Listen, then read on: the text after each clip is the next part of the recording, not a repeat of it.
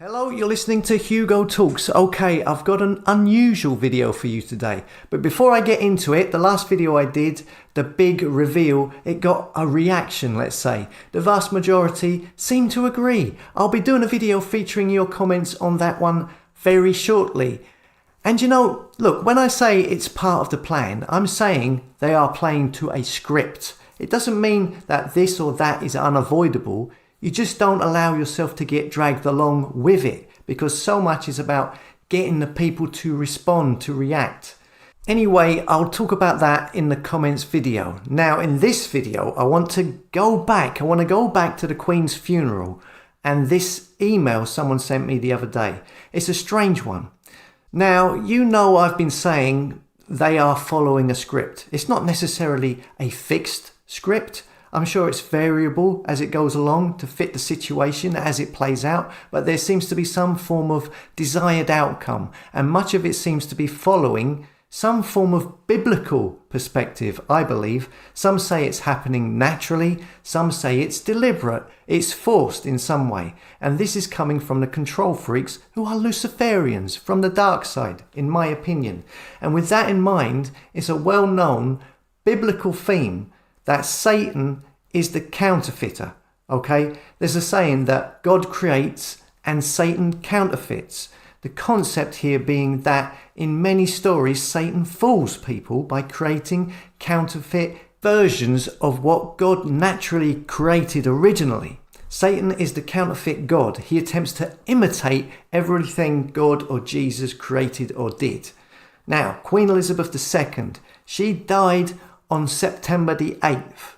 Now, there wasn't much said about it at the time, but September the 8th is also the day that the church celebrates the birth of the Virgin Mary. Okay? So we have the announcement of the Queen dying on the very same day of the Holy Queen Virgin Mary's birthday. So we have that crossover first. It was interesting that there was a lot of talk about the Liz Truss meeting the Queen a couple of days before the announcement of her death, and how that the images of that meeting might have been photoshopped. Usually, of course, those meetings are filmed as well, but no, only photographs, leading to many people saying that she had already died prior to that date. Now, is it possible that they announced the death on this date to coincide with the date of the Nativity of the Virgin Mary?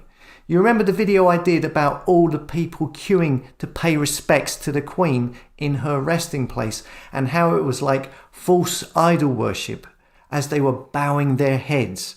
Anyway, then another interesting connection between the Queen's death and the Virgin Mary is the funeral of the Virgin Mary, which is depicted in these old paintings, old images. It says it's called here the Dormition of the Mother God. It says here it celebrates the falling asleep of the Virgin Mary, the resting place.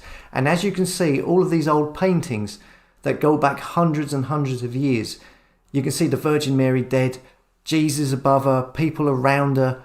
But look at the bottom of many of these pieces of art. You see two people at the bottom.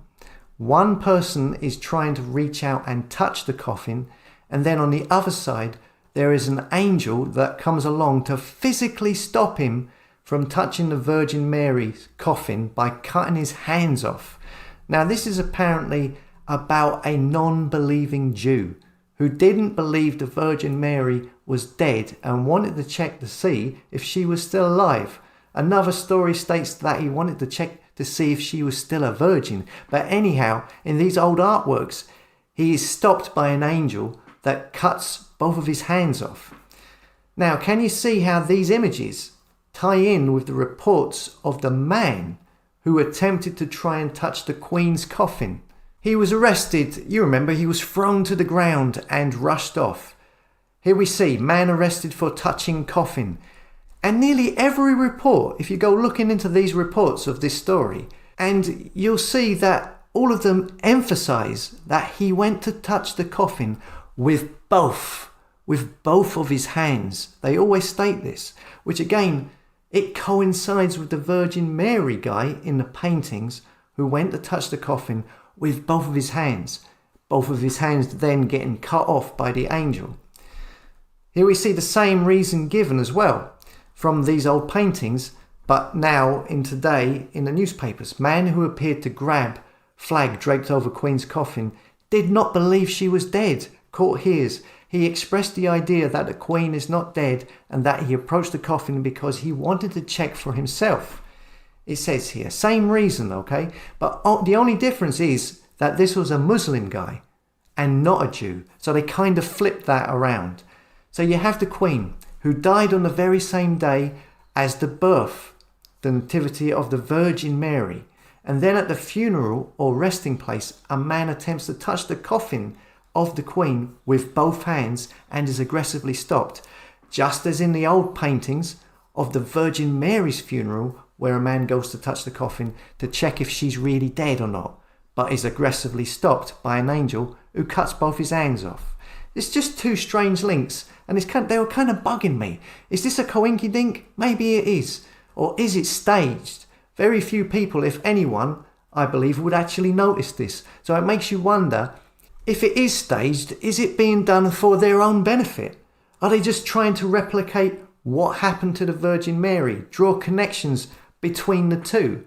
Like I said before, the people queuing up to go and visit the Queen was like idolatry, worshipping a false idol. And are these connections put there to try, in their minds maybe, to improve the authenticity of a counterfeit king or queen that they have produced?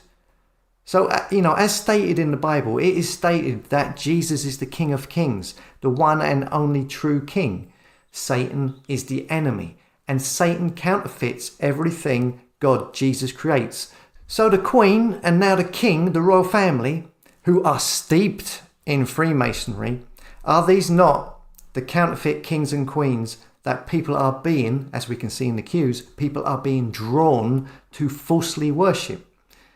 And to authenticate these false kings and queens, they attempt to replicate the originals as having the Queen die on the Holy Queen Virgin Mary's birthday, and this guy touching the coffin just as in the painting of the Virgin Mary's funeral.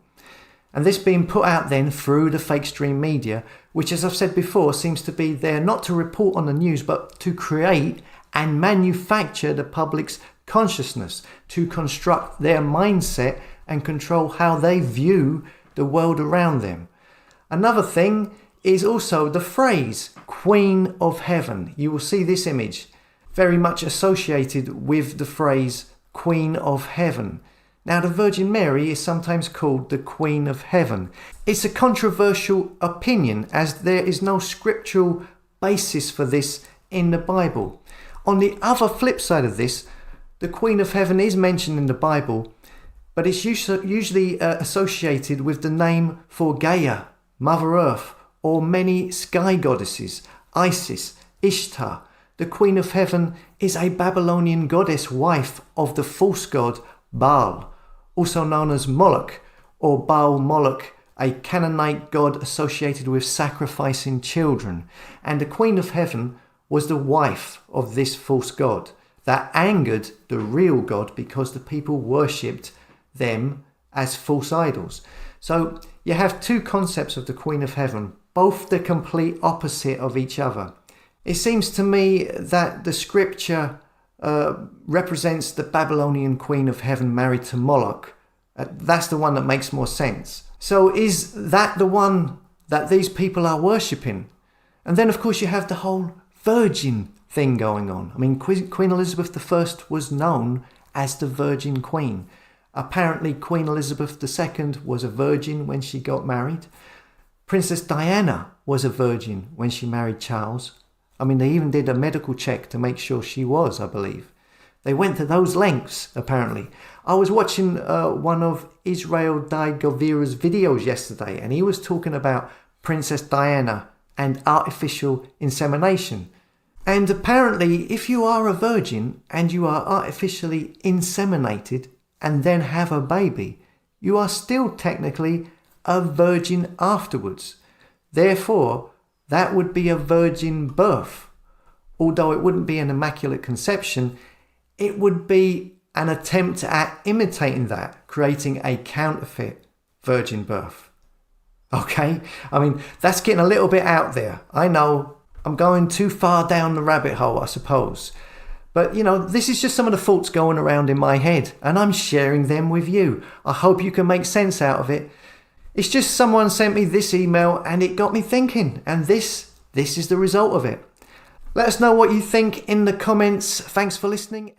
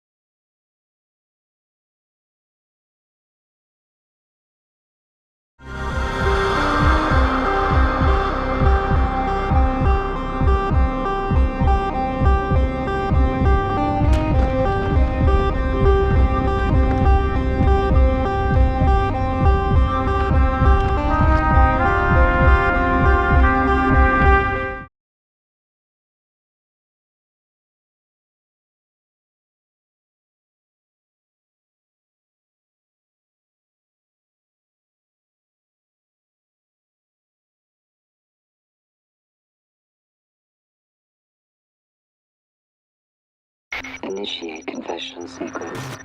Forgive me, Father. I had the dream again. About the war.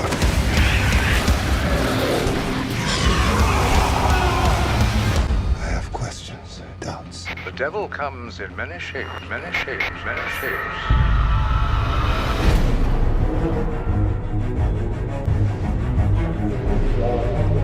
The war is long over. You and the other priests did your jobs.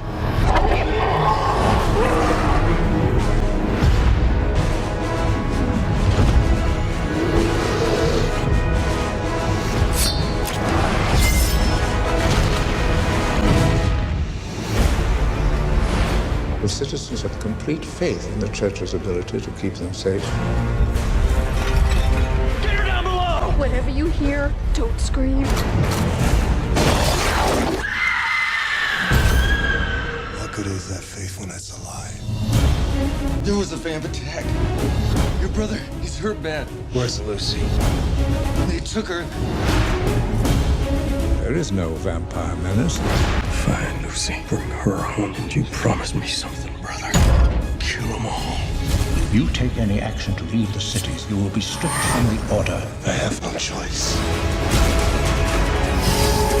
One of your own has broken his sacred vow. You will find him dead or alive.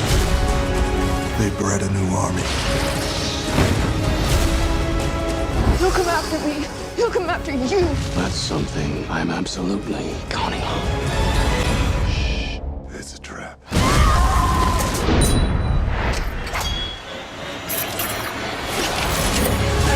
You're a true lay priest. This is their time now.